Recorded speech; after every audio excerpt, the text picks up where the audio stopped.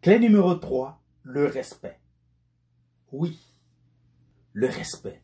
Le respect est un sentiment que chacun se doit de porter à l'autre en les traitant avec égard, que ce soit sur le plan physique ou psychologique, en le respectant dans son intimité, dans ses particularités, dans ses différences et en faisant preuve de tolérance. Alors, l'homme moderne ne devrait pas considérer la femme comme un simple objet décoratif dans le foyer. Non, pas aujourd'hui. Ça ne marche pas aujourd'hui. Et l'homme moderne ne devrait pas non plus considérer la femme comme un canal de reproduction simplement. Non, pas aujourd'hui. La femme n'est pas une machine. La femme n'est pas un objet. La femme, ça se respecte.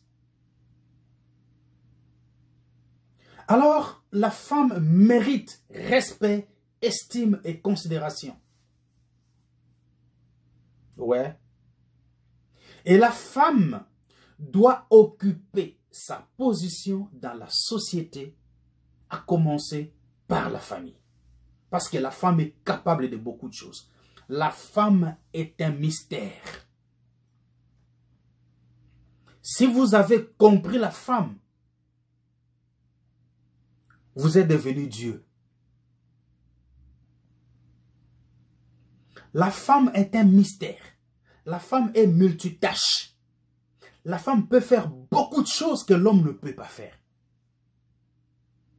La femme est capable de porter le poids des ennuis domestiques tout en conservant son charme, sa beauté et ses attraits.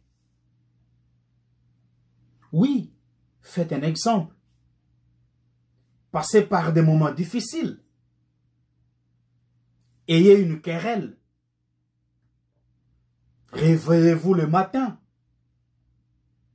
La femme est capable de beaucoup de choses.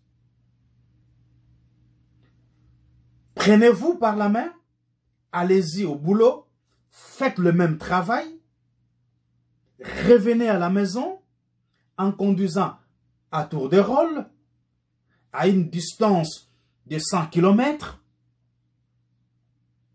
revenez à la maison,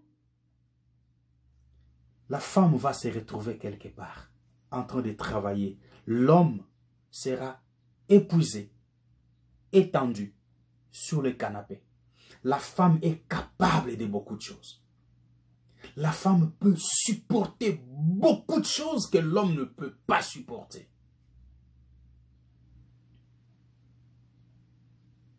La femme est un mystère. La femme mérite d'être respectée. Parce que si le monde existe encore aujourd'hui, c'est parce qu'il y a une femme. Si le mot politesse existe encore aujourd'hui, c'est parce qu'il y a une femme. Si vous rencontrez des enfants polis, bien éduqués, comme le mien, c'est parce qu'il y a une bonne femme. La femme est capable de beaucoup. La femme peut construire ou faire ébranler le monde. Elle est capable de beaucoup. Attention à la femme, elle mérite du respect, de l'estime et de la considération. La femme est le pivot de la famille. Oui. Et elle demeure le centre de l'éducation familiale.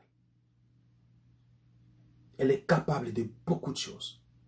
Et quand elle fait tout ça, quand elle porte tous ses ennuis domestiques, elle est capable de conserver son charme, sa beauté et ses attraits. Alors que l'homme sera là tout défiguré à cause des ennuis, à cause des factures impayées. L'homme peut craquer à tout moment, pas la femme.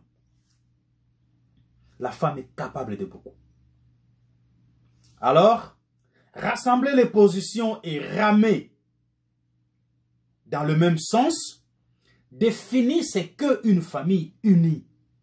Une famille qui se respecte. Une famille dans laquelle règne le respect. Les conjoints se respectent. Les parents respectent les enfants se respectent. Les enfants respectent les parents. Voilà. C'est ça, ramer dans le même sens. Alors là encore, intervient la notion de la liberté des pensées. Oui, dans une famille respectueuse, la liberté de penser doit exister. Parce qu'il existe déjà le respect l'un de l'autre. Quand on se respecte l'un et l'autre, nul ne se considère supérieur à autrui. Il n'y a pas de grands moi et de petits toi, comme je l'ai toujours dit. Même pas à l'égard des enfants. Je ne suis pas le grand Ben devant le petit Benito ou la petite Gertie ou la petite Miracle. Pas du tout. Nous nous respectons mutuellement. Je suis le papa. Ils sont les enfants. Mais je ne les considère pas inférieurs à moi.